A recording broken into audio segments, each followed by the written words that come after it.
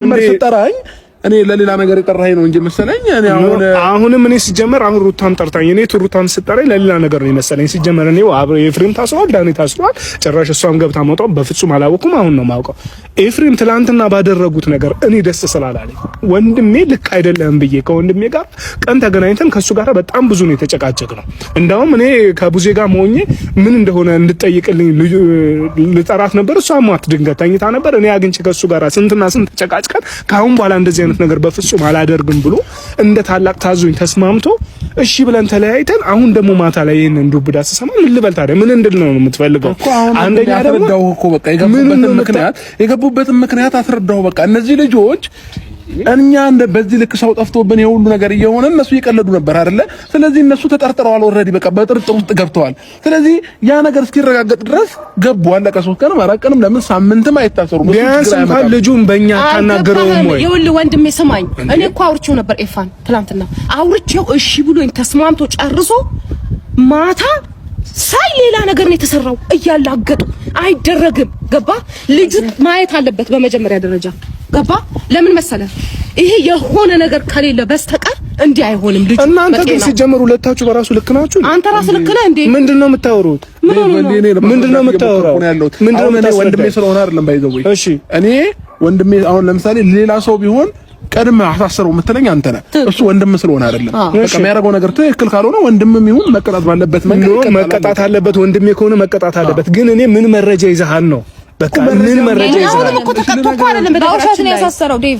ተቀጥቶ እኮ አይደለም እስኪ ጠራ ድረስ ነው ያሳሰረው። እኔ ዴቭ አልገባህም። ምን እንዳለ ልንገርህ። ይረጋጋል ልጁ ምን እንዳለ ልንገርህ። እንዲህ ከመሆን ከልጅቷን እንዲህ ከማላጋት አሳግተዋታል። 100% እርግጠኛ ነኝ ብሎ የውሸት ቃል ሰጥቶ ነው የወጣው። 100% እርግጠኛ እኮ በምንድን ነው? አሁን እዚህ ጋር መተሽ እኮ በዚህ ልክ እምብሩ ማለት አይጠበቅብሽም። ምን እዛ ቅድም እኮ አብረን ነበርን አይደል? ተናገርኩኝ እኮ መናገር አለብኝ። መሬት ሆነሽ ነው ይቅርታ። እኔ እንደዚህ አልመሰለኝም። መናገር ያለብኝ ተናግሬያለሁ። ውሸታቸውን መስሎኝ ቀልድ መስሎኝ ነው ይቅርታ ምናምን። እኔንም ይቅርታ ጠይቀሽ ነው ይቅርታ ይወግን ነው ይቅርታ የጠየኩት። አንተን ይቅርታ አልጠየኩም። ምክንያቱም ጥፋቴ ስላልሆነ አንተን ይቅርታ አልጠይቅም። ህግን ግን ይቅርታ ጠይቃለሁ። ምክንያቱም ግዴታዬ ስለሆነ ህግን ማክበር ግዴታዬ ስለሆነ፣ ለአንተ ግን ምንም ጥፋት ስላላጠፋብኝ ይቅርታ አልጠይቅም። ገባ አይደል? ሲቀጥል ደግሞ ተረጋጊ። አንቺ አልተሰርሽ ማለት ተረጋጊ። በቃ ምንድን ነው በዚህ ልክ ቡር ማለት ስነ ስርዓት ክንያስ እኮ በቃ ተረጋጊ። አፍን አትክፈት። ተረጋጊ እኮ አልኩሽ። እንዴ ምን ሆነሻል? እንዴ አማታል። ይሄ ነገር ጥሩ በቃ ኖርማል ነው። በቃ ችግር የለውም። እሷም ደግሞ ከፈለገችው አንቺን ፈልገሽው ከሆነ እኮ ችግር የለውም። ታይዋለሽ። ለምን ነው ለማየት ጓጓሽ? በጣም ነው እንደምታሳየኝ። ይኸውልህ ነገሮችን ምንም ሳታውቅ ምንም መከራከር አልፈልግም። ሲጀመር ኖ ዴቭ ሲጠራኝ ለሌላ ጉዳይ ጠራኝ አይደለም። በመጀመሪያ ደረጃ እኔ አንድ ነገር ፈልጋለሁ። መጥራቴን ጠርቻለሁኝ አይደል? ጠርቼ ደግሞ አሁን እሷ መኖሯን አላውቅም። ለምን ከሷ ጋር ጨርሰናል? ቅድም እኔ ምንም የማውቀው ነገር የለም። አሁን እኔ እንግዲያው ና ብላ ጠራችኝ። እፈልጋቸዋለሁ አለችኝ። መጣን። ገብቷል አይደለም? አብርሽን ደውልለት ብላኛለች። ደወልኩለት መጣ። አሁን እኔ ቀጥታ የምፈልገው ነገር ልጁ እንዲፈታ ፈልጋለሁ። ሲጀመር አንድ ነገር ደግሞ ምን የምፈልገው ካንተ የሆነ ነገር የሰው ልጅ ትክክለኛ አንተ በቂ መረጃ ሳይኖር እንግዲያው ብዙ ነገር አይቻለሁ። ቤት ድረስ በቂ መረጃ አላልኩም። አልረጋጋም። በዚህ ጉዳይ አልረጋጋም። ችግር የለውም። እኔ ትላንትና እየነገርኩህ እኮ ነው። አሁንም እኮ ሙሉ ነገር መረጃ ይዤ አይደለም እያወራሁ ያለሁት። ግን ደግሞ እያደረጉት ነገር ትክክል ስላልሆነ አስጠርጥሯቸዋል ነው። ትክክልማ ያልሆነው እኮ አግኝቼ አወራሁት እኮ ስለአንተ ማውራት እኮ እኔ አላውቅም። እኔም አላውቅም።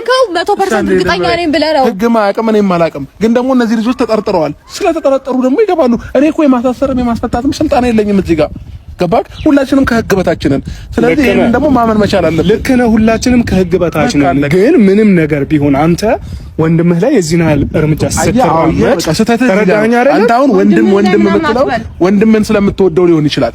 ግን ደግሞ ወንድም የሚሆን ምንም ይሁን ትንሽ ልጅ እኮ ተረጋጋ። ቆይ ትንሽ ልጅ አይደለም። ምን ያለው ነገር ልክ አይደለም። ይረጋጋ። አንተ አሁን ወንድም እየወገንክ ነው ያለው። ይሄ ደግሞ ትክክል አይደለም። በቃ ምንም አይሆን። ይረጋጋ። እኔ በዛም ሆነ በዚህ ምን ይረጋጋ። አልገባህም? አንተ ከህግ ጋር ማናገር ያለብህንም ማናገር። ግን እኔ ልጆቹ እንዲፈቱ ፈልጋለሁ። ትክክለኛ ነገር ካለ ጥፋትም ካለባቸው ምንም ይኑር ማጣራት